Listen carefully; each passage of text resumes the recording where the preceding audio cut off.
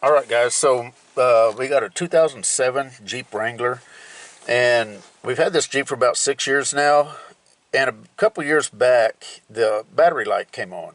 I checked everything out, battery was great, alternator was working fine. Well, the next time I started it, the battery light was off. So I didn't think a whole lot about it. A few months later it popped back on, and ever since then it's become more and more frequent to where now it pretty much stays on every time we start it. So you can see the battery light right there, and it's got a code right here on the scan tool of P0622, generator field control circuit open. So if you go into the live data, you can actually see that the voltage is fine. But we're going to go out under the hood. We're going to do a little bit of troubleshooting. Let me see. I've got 160 possible PIDs there, so let's just go like that. We'll go duty cycle, voltage sense, and that should be plenty. But if you look, so the target charging voltage that the computer wants to be at right now is 14.58. The voltage sense is 14. Depending on exactly, when you look at it, it's fluctuating anywhere from about 1411 to 14.56. Now, the way this light is illuminated, the conditions that makes that light come on is whenever the computer sends a signal to the alternator, it's expecting to see a change in the alternator. So, for instance, that target charging voltage of 14.58, it's expecting to see that. Now, let me rev it up just a little bit, see if we can get, yeah, there's 15. It went to 15 right when I started revving it, 14.7. So it's able to get there, but you can see the duty cycle sitting at about 30%. But for some reason that light stays on. So I'll show you a trick, not really a trick, but let's go out here under the hood. I want to keep the key on, because we're going to need it on for what we're about to do.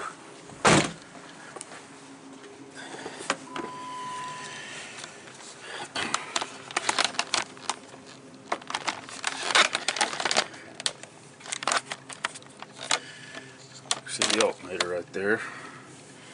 Let me get this scanner set to where I need it.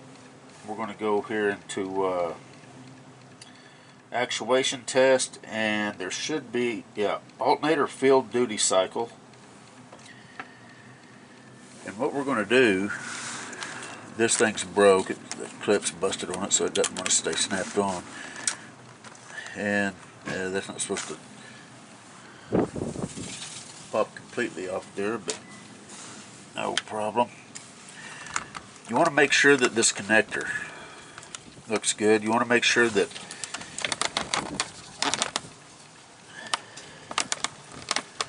what's up, buddy?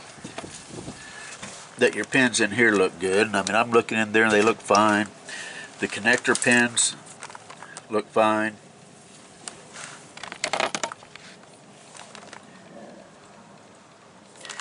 But what we're going to do, let me get my test light.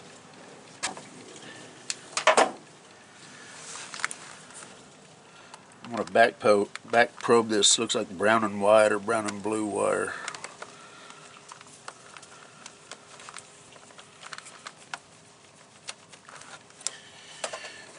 We're going to clip the test light onto that.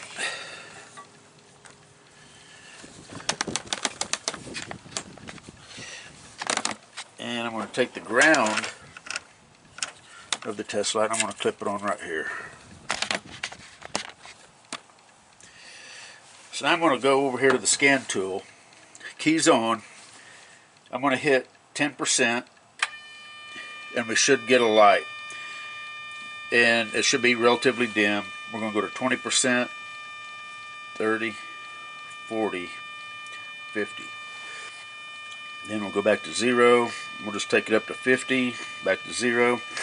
So that tells me that the wiring from the computer to the alternator is good. This wire right here is good. Now, I think I'm going to do a voltage drop check.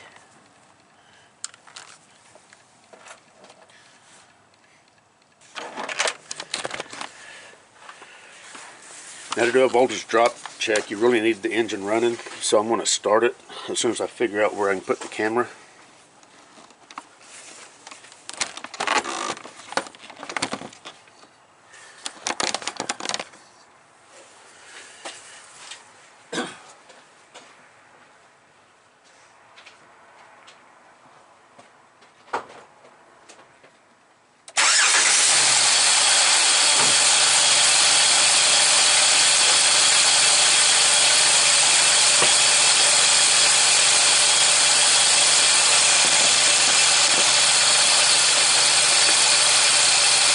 Hopefully you can see that I'm going to take both my leads. I'm going to put one to battery positive on the actual battery, and then one to the B positive on the alternator.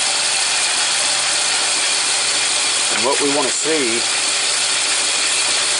is very little voltage drop. So that's about 0.07, 0.06.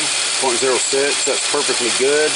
You can also do that to the negative. So I'm going to go to the negative on the battery and negative, or the case of the alternator, and we should have very low voltage drop there too. If you have a high voltage drop, then you need to figure that problem out. Now, just out of curiosity, if I go to battery positive and go to the case, we got 14.6 volts, which that's very good alternator voltage. So it looks to me like at this point we need one of those alternators.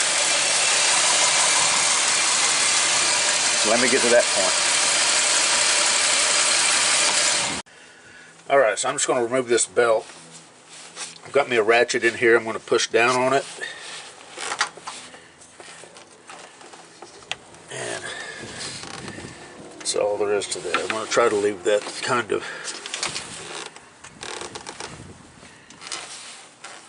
to where it doesn't just fall completely off there. Alright, let me get some toolage. Now, I do recommend disconnecting the battery to be on the safe side.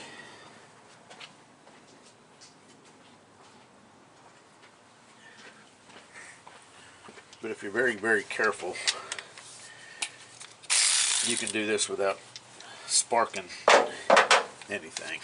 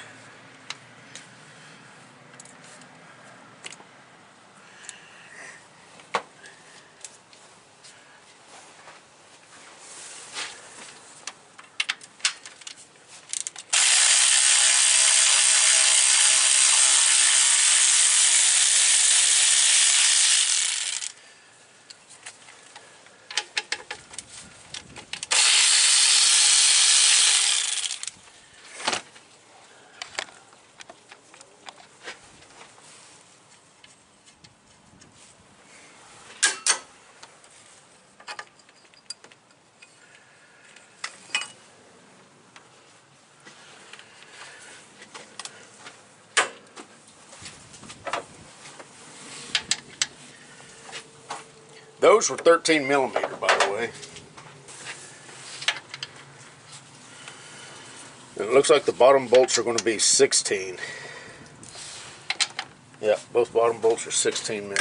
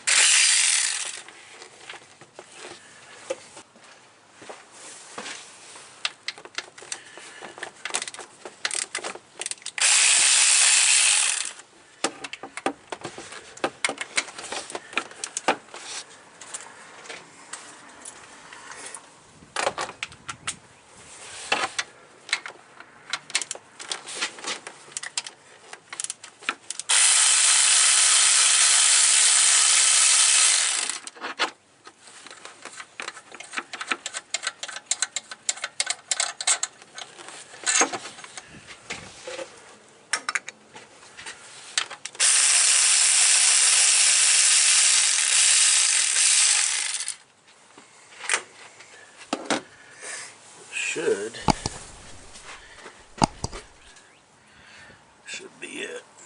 Like I say, I highly recommend you disconnect your battery. If you don't, then be careful where it goes.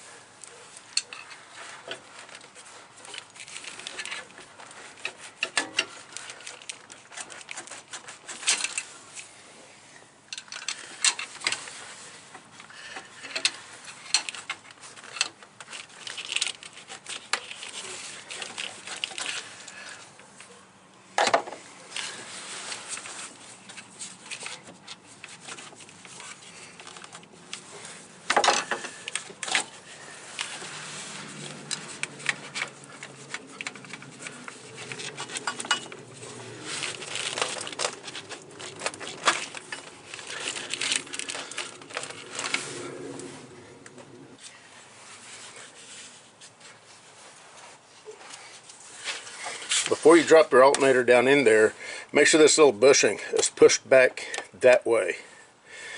That's what makes it hard to get alternators in and out, is whenever that bushing is not pushed all the way in.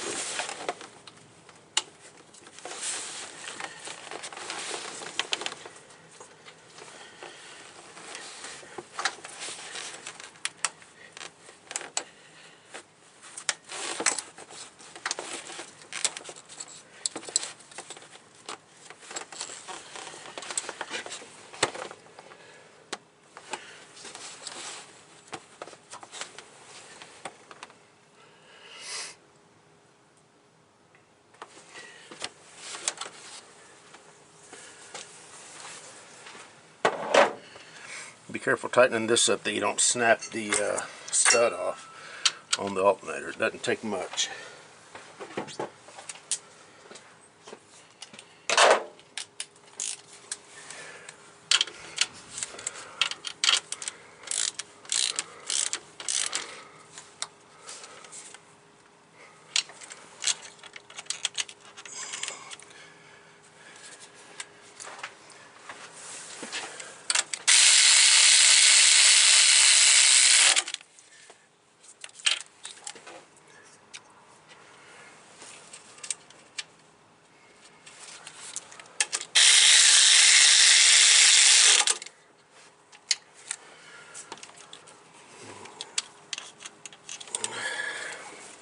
gonna have to do something about that. That bothers me. See if I can order another one of those. All right, let's start it up and see if the light's out. That was probably the fastest alternator I've ever done. It doesn't get much easier than that, fellas.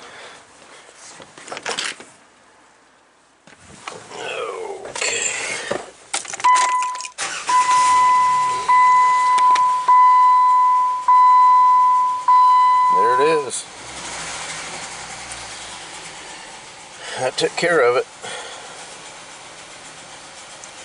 Quick and easy diagnose and alternator change. 2007 Jeep Wrangler. This has got the 3.8 liter engine. I think they use that same engine up to 2012. Then they switched to that Pentastar 3.6 liter. Anyway, you guys take care.